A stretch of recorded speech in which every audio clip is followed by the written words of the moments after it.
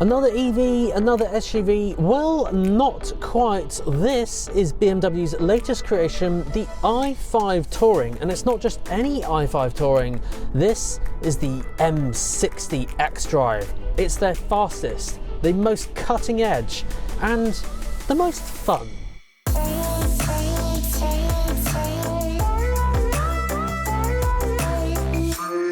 Now this caught my eye because Mercedes don't actually make a version like this. They don't make an electric estate, whereas BMW do. So I definitely wanted to check it out. In today's review, we've got loads to cover, from the inside infotainment and of course covering the exterior, and most importantly on a car like this, the drive. All of this and much, much more. Let's get into the review. Now this is exactly what an estate should look like when it comes to sportiness. Now I appreciate this is the i5 M60 xDrive, so it's up there in terms of performance, but with that sort of performance you do get all these very, very nice sporty elements, even all the black design along the windows, and what I especially like, carbon fibre mirrors. These look amazing, even the design of them just going around the side here, and this pointy out edge looks really, really cool. And the wheels as well, I love these. They're not like those kind of big wheels with those massive multi-spokes where they take forever to clean. These just have a nice look to them, and even on an EV as well. I know a lot of electric cars like to kind of almost like blanket them off just to give them as much aero efficiency as possible, but they look the part. They look really good. Move to the front as well, and well, BMW have had some feedback about their grills over the past few years or so. They just seem to be getting bigger and bigger and bigger, but this is kind of on the smaller side. It's not as big as some of them, like I think it was the i7 potentially, where it was like really, really big, or maybe one of their SUVs. But yeah, this is a lot more on the acceptable side. And have a look at this. 1 second. Ha ha ha! It lights up. So many manufacturers are doing this at the moment, where they add kind of light up grills, and yeah, I think it looks really cool. It's a subtle one. It's not like too much. It's just got an outline around the outside of the grille. And take a look at their new lights as well. So yeah, even when the indicators are on, just a subtle kind of fade up and fade down rather than just a kind of blink or a flash. And it's just subtle. But another thing I especially like on these lights are the blue accents just underneath. Very, very futuristic and very sporty. But again, that sportiness continues when you move to the side. Now, I know that a few of you always ask what the colour of the car is. Well, this is fire red. Now, I personally wouldn't go for a red car myself. I would actually go for what BMW call frozen grey, which is kind of like a matte colour. I had a BMW iX1 with that on before and loved that colour. I know this is the kind of fastest version that BMW have, but I do especially like the colour contrast as well with the red brake calipers. Just kind of those like colour accents just really give it that sporty appeal. Now, I drive a hatchback daily, and I am kind of thinking about getting a bigger car, but I despise just going like straight to an SUV. I'm always kind of looking at like stylish estates. I love the design of this car on the back. It looks absolutely incredible. I think it's actually the best angle. All it's missing is just some kind of quad exhausts, but this is electric after all. It doesn't have them. Anyway, let's get into the dimensions. It is quite long. It's 5,060 millimeters, width including the mirrors 2,156 millimeters, height 1,505 millimeters. Now, just before we get onto the inside and talk about the boot, I just wanted to touch on price, and this is a big one. Do you know how much this car is? £115,000. That is insane. Having said that, as I said, I've been driving it for the past week and it's been incredible in many, many areas. And we'll get on to more about the drive and stuff like that in a minute. But £115,000, I kind of understand why. So I just wanted to touch on it very quickly. And I've actually got some notes because there's a lot of prices here. So if you go for a normal BMW 5 Series, it's about £51,000, okay? German-made premium luxury car, so cool. Go for the estate version, which is the Touring, what BMW call. That's another couple of £1,000s. Then if you want it to go electric, for example, so that's the BMW i5, that's £67,695. Of course, all these are correct at the time of recording. If you want to go for the estate version of that, so the estate electric, that's £69,945. Then we have this car, which is the BMW i5 Touring, but the M version, the M60. So it's the very, very fast version. That then starts at just under £100,000. Add on the optional equipment, £116,000. Well, almost anyway. That's a lot of money. However, it's a combination of all those things, from a German-made car, an electric car, a very fast electric car, and the estate. So add all that together and you get this, which I've got to say is very, very impressive. It's just quite expensive.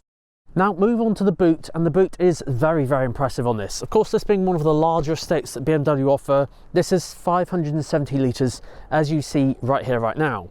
However, you can fold the seats down as well. This will go up to 1,700, and that is done by these levers here, just like that. One thing I will add though, it's not completely flat where the seats fold down, but having said that, an electric estate like this, and you've got this much space in the boot, it's pretty good. There isn't really any underfloor storage space. There's this tiny bit just here, but I'd imagine the batteries are kind of underneath, but still very, very good. Now guys, if you're loving this video, make sure to hit that subscribe button down below. It would mean the world to me if you do. I do upload weekly on Friday at 4 o'clock, but as we're in 2025 now, I might try uploading just some other days throughout the week. So I would hate for you to miss out. Make sure to hit that subscribe button. Right, let's have a look at these rear seats.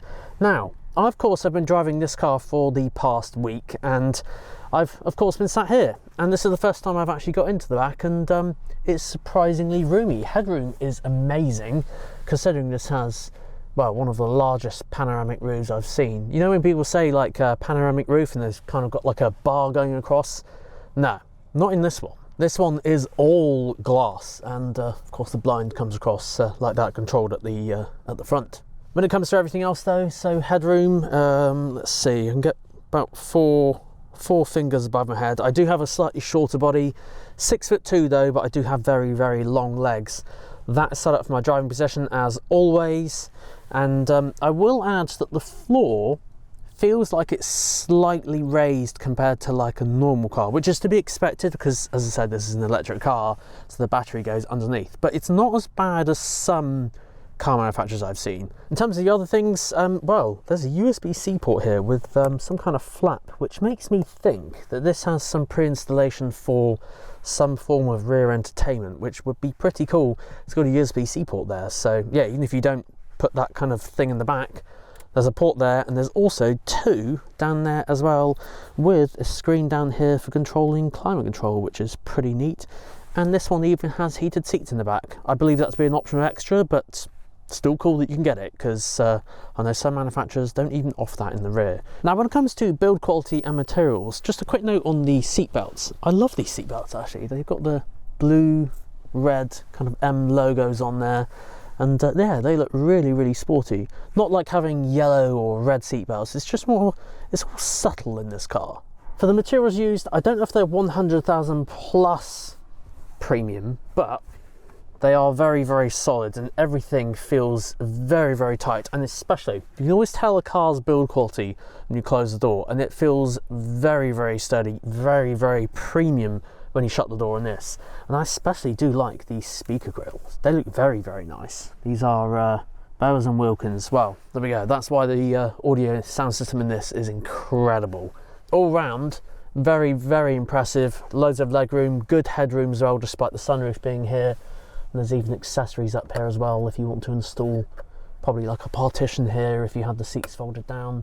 One thing that's a bit different is the handles. So they open slightly differently. You can't open them that way around, you have to put your hand underneath and pull, but just something I thought I'd point out. But yeah, very, very solid doors. We like that in the German car. Right, let's jump into the front.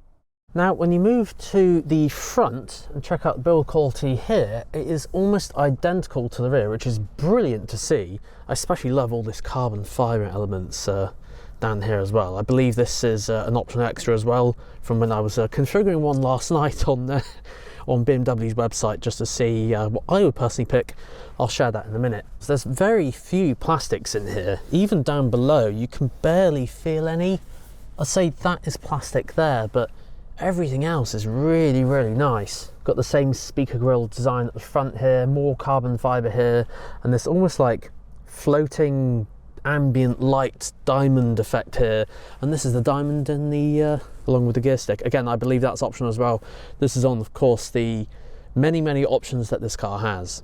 But yeah, despite this car actually having quite large alloy wheels, again, another optional extra that this car has, it rides beautifully, which of course we will get onto in a minute, but I just thought I'd touch on the kind of sound dampening in here, and it is silent in here when you're driving. The only thing when it comes to build quality that I didn't quite like is this bit. This whole bit here is all high gloss black. I'm not a huge fan of it. I do have it in my own car, but I do keep a cloth down there and do, well, regularly clean it to keep it nice and shiny. But if you do leave fingerprints, this bit is going to get a bit mucky. So just what I'd suggest, keep a lint-free cloth in that area. The same for the cup holders here as well. But other than that, everything is brilliant. It'd be good if you could change this. So quick tour then, let's have a look see. So in here we have a little bit of storage with a 12-volt socket just in there, so handy. And there's 2 USB-C ports there. This is the control panel here, which allows you to control everything here. What is really good is that compared with, like, for example, like a Mercedes, a very similar car like an EQE, although they don't have an estate, they have gone for the portrait styled screen in the middle, whereas this has the traditional kind of landscape design. So, you know, if you're not a huge fan of having a portrait styled screen in the middle, which is only a touchscreen, this is touchscreen, which we'll get onto in a second. You can do various different things on here, and the wheel, you can do it via the wheel as well. So best of both worlds. And these things, it took me like a few minutes to figure out what these are for. These are actually the vents. So the vents are actually hidden around the car. So there's one in here, well, 2 in here, another one over there, and another one here. And underneath is how you control the air coming out. So you don't see the vents. And it only took me like a couple of days to realise that you don't see the vents. They're these things here. Now, this having quite a sophisticated climate control system, it is all controlled on the touchscreen, like this here. But what is good is that the temperature adjustment is always bottom left and bottom right, and you can individually turn off each section by this touch panel here, but otherwise all controlled here, and press the fan and then you can control everything from there, from heated seats. And this car even has a heated steering wheel, which I do miss because my current car does not have a heated steering wheel, and on days like today it's mighty cold. Now, when it comes to the multimedia system, this is BMW's latest. And as I mentioned, some may actually prefer to go for this landscape kind of style screen. I've covered Mercedes many times, and they started with this kind of design years and years ago. But it's good to see that BMW is still keeping with it, because I really like it.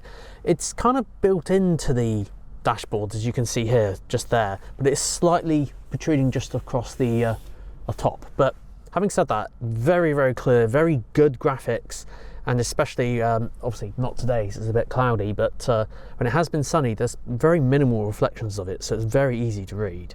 Now, I've refrained from using Apple CarPlay for this past week, so I've just been using the BMW Multimedia System, making use of the sat-nav, and as this is an electric car, I do my own tests to see how good it is at estimating range and that sort of thing. So if I go on to search, for example, you can type in, you know, where I live in Poole, and search, and it comes up very quick, very responsive as well, I've got to say. And we are 79% charged at the moment, but what is good is it shows you what the battery is going to be when you get there. So there are some EVs out there that don't do that, but this just gives you the reassurance that, you know, you're going to make it. And of course it can plot in charge stations and that sort of thing as you navigate around.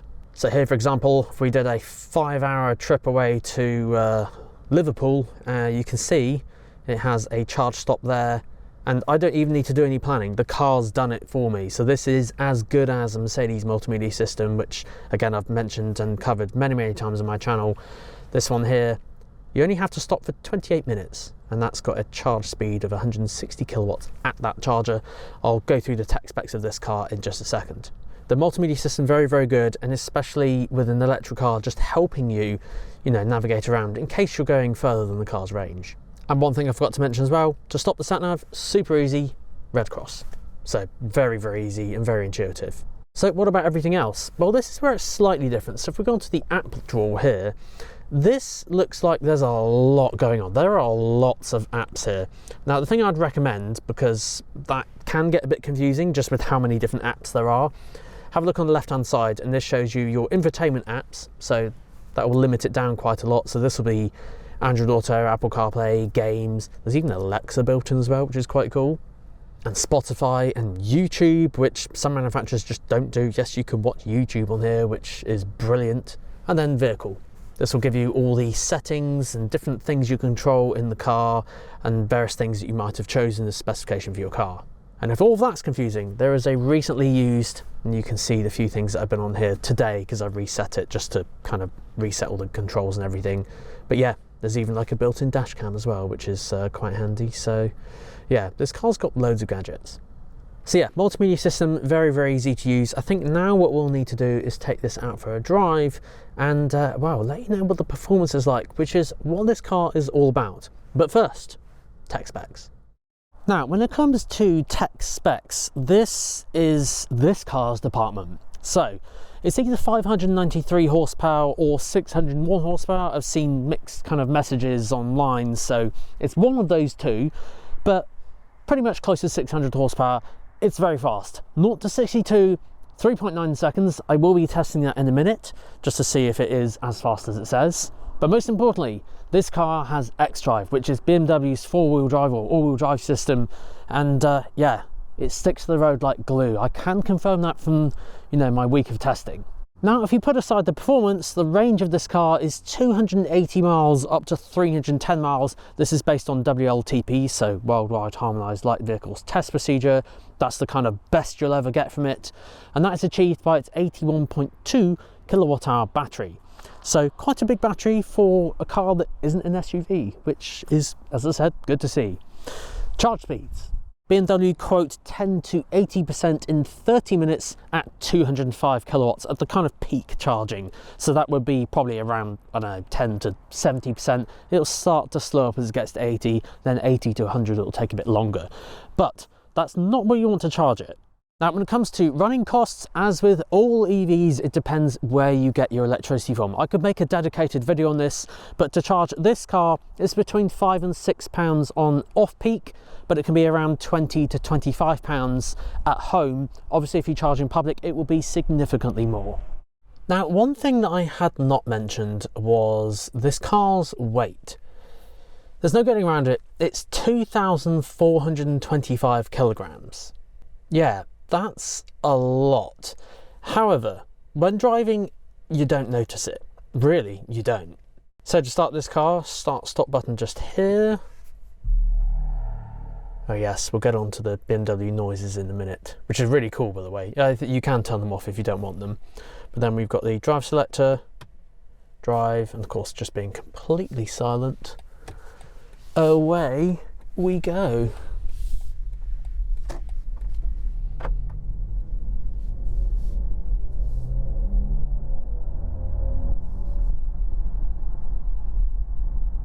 Now, as I mentioned briefly earlier, this car's wheel size is, well, it's rather large, and I was expecting it to be quite a firm ride, and I would not describe this as firm in the slightest. It's actually very, very, very smooth.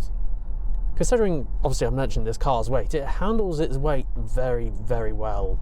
Now, as I alluded to earlier, I've covered a lot of Mercedes content on my channel, and I make this comparison to, for example, the Mercedes EQE 53, which I have launched and reviewed and driven multiple times before. And I would describe that car as almost like a little bit more floaty, whereas this one's just, dare I say, it is just a little bit firmer, but it handles the road so well. More specifically, if you're going to be throwing a car around corners, I think I might lean actually more towards this one, to be honest. And having said that, Mercedes actually don't make an electric estate, whereas BMW do. But yeah, it is as tight as a drum in here. It is very, very quiet. The noisiest thing is the wipers.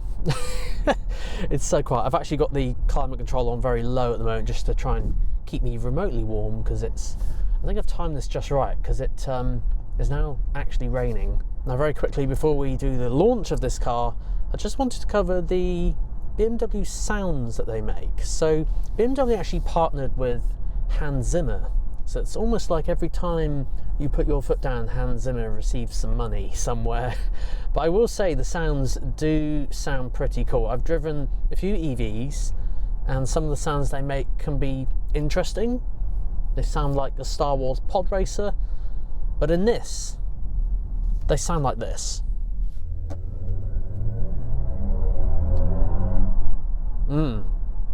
Interesting. I like it. There's different drive modes you can control and adjust down here, which will change the sound output from the speakers. And yes, you can turn it off. It is quite subtle, so it's not too in your face. So most of the time, especially on this performance type car, I'm only driving up to maybe 20%, maybe 25% power. I'm just going to breathe in for this rather large lorry going by. Don't want to have an argument with him in this car because he will win, but not in a straight line. I'll win that. But yeah, back to my point, I'm only using like 20-25% power. You don't really hear it that much. It's just more of a subtle undertone, which I think is good. Now I'm just thinking, actually, when I do this launch in a second, this is going to put this car through its paces because the roads are a little bit wet. Well, it's been a good test on BMW's xDrive system. Now, one thing I forgot to mention earlier is that there is a voice assistant in this car, so particularly useful when you are driving. You can ask it various different things and you can activate it by saying, "Hey BMW." Now, it hasn't worked because I switched it off, because I knew I'd be saying the word BMW multiple times in this review and I didn't want it activating all the time. But in this instance where I have switched it off, you can press the microphone button. "How are you doing today?" "I'm fine, thanks for asking." She's fine, thanks for drive. Oh, enjoy your drive. Oh, I will. Oh, this is so quick. Right, I think now's the time to do this this launch. Now, BMW have a trick up their sleeve. Not only do they have different drive modes, so we press My Modes here, which is on this black glossy area. So you press this, and then you've got all these different modes. There's 1, 2, 3, 4, 5, 6, 7. 7 different modes, from silent to relaxed to digital art, and the ones that I quite like are personal and sport, because look what happens when you press sport. All the ambient light changes, so you've got all this red, angry feel now. The screen over here has changed, and most importantly, the seat has hugged me more to keep me bolstered upright almost. So yeah, they really thought of that. And the trick up their sleeve is that they don't have paddles, they have a paddle, just one. And it's here, and it says boost. And when you press this, you have 10 seconds then to basically plant your foot to the accelerator, and it will just give you so much power. I haven't actually launched this car yet, so I've been saving it for you guys on the video. So I think now's the time to do it. Let's go down here. You can hear how angry the sound is of Hans Zimmer as you go to accelerate. The thing with this bit here is that it's so difficult to actually pull out. You can see the slip road here, there's barely enough room. When you have a fast car like this though, it makes it a bit easier. Here we go.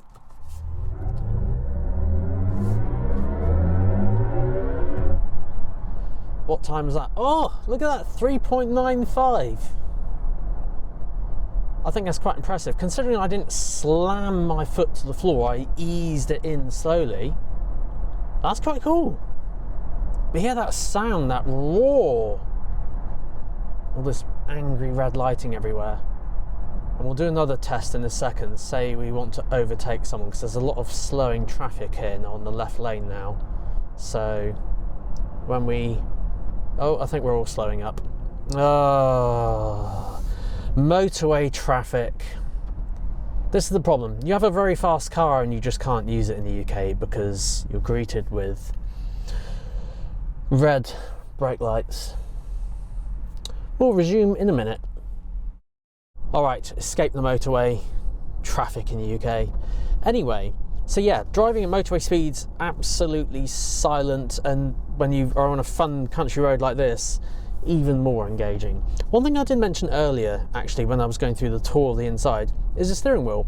Now, the steering wheel does have, they're almost like touch haptic buttons. You can't swipe them, So there's no accidental presses or swipes, which is good. But they're like a haptic, so you press them and you feel a kind of haptic back. They're pretty good. Physical buttons are always nice, but this is like halfway in between. So, you know what's really interesting? I've actually been driving, well, I'd say probably the past hour. I actually took the long way home just because I'm enjoying this car so much. So that in itself could be a pro. Yeah, no, I'm really enjoying this car. This is very good. But yeah, we're going on to the pros and cons here. So the first pro is that it's not an SUV. It's so refreshing, dare I say, to actually see a car manufacturer bring out an electric car. You know, I know electric's not for everyone, but just another version of an electric car that isn't an SUV. I've got to say, it handles brilliantly. Like, you look at the curb weight of this car and, you know, big center of gravity with the battery down here, and you just think that's gonna feel really, really sluggish. But no. It is very, very well put together, and yeah, kudos BMW, it's very, very good. Just the way it grips the road, and you can throw it into a corner and you'll know that when you put your foot down, you will be coming out the other side, pointing the way that you intend to be going. And I guess the final pro is just the complete package in here. Everything is just so well put together. From build quality materials to multimedia system, there's a load of tech, too much even for me to go through in this video, because I'm cautious of how long this video is going to be as it is. You've got things like where you can link this car to your mobile phone and unlock and lock it and start it with digital key, which is just on my dream list for a car. Then of course you've got all the multimedia system in here, and there's so many things on here that you can do. There's even like a selfie camera up here. Not that I intend to take selfies when driving, I think it's a bit gimmicky, but there's just a whole world of tech. And on some BMW models as well, you can even do remote parking as well, which is cool. So you can drive it on your phone and show off to all your friends at the pub, I guess. Just the complete package of everything all together. And yes, I know that this car is very expensive, which brings me on to some of the cons. Now the first con is the price. It has to be there, unfortunately, because it's just so expensive. It's double what I think I would ever pay for a car, certainly in my lifetime, unless I come into a whole load of money or anything. But yeah, this one I'm driving, £115,000 or £116,000, so much money. I did actually go onto the BMW configurator, as I briefly mentioned earlier, and I thought, let's actually configure one, and it came out to about £105,000. So for me, I would probably want to look at something maybe just like an i5 Touring, just the normal one, not the M version. I'm sure that is just as nice, and its 0 to 62 was around the 6 or 7 second mark, so that's plenty enough power. I mean, if you want the extra power, then, well, yeah, go for this. But I think for me, actually, just the standard one will probably be just as nice. Admittedly, it won't have some of the, you know, sportier elements to it, but I'm sure it's still a nice car. So for me, I would very much like to check that out. Now, the other con was this car's range. Unfortunately, because it's not, you know, designed, the whole estate car isn't really designed to be an EV. From aerodynamics and that sort of thing, aerodynamics play a huge part in getting, you know, a car's EV range up there. And if you design it from the ground up, as in not an estate, you will get, you know, a little bit more range. And, you know, this one being quoted at up to about 300 miles, it's not actually got anywhere near that, to be honest. And admittedly, it is 5 degrees outside. It's pretty cold. So, but for the money, when you're going over £100,000, you can get certainly EVs out there which are going to be on the higher end of 300 and maybe even touching 400. Certainly, I can think of a few that will definitely touch 400. But this does have a whole world of performance, and it performs it beautifully. Now, the last con, I always try and do 3 pros and cons, and part of the reason why I was trying to think of one on my long drive back, I couldn't think of a third con, because I actually really like this. I can't ever afford this car, it's just so expensive. I thought of one in the end, and that was the rear seats. So, you know, when I folded the rear seats down, they don't fold completely flat, if you noticed. If you're going to go for an estate, you're probably going to want, you know, maximum storage space in the back, and the fact they don't fold flat could mean that it might not be the right one for you. I mean, the fact it doesn't fold flat might not be a deal breaker, but I really struggled to find that last con just because it's a really nice car. Well, there we go, guys. I think we will end it there. Thank you so much for watching. Let me know your thoughts down below in the comment section. Like and subscribe as always, and I will see you all next time. Take care, guys.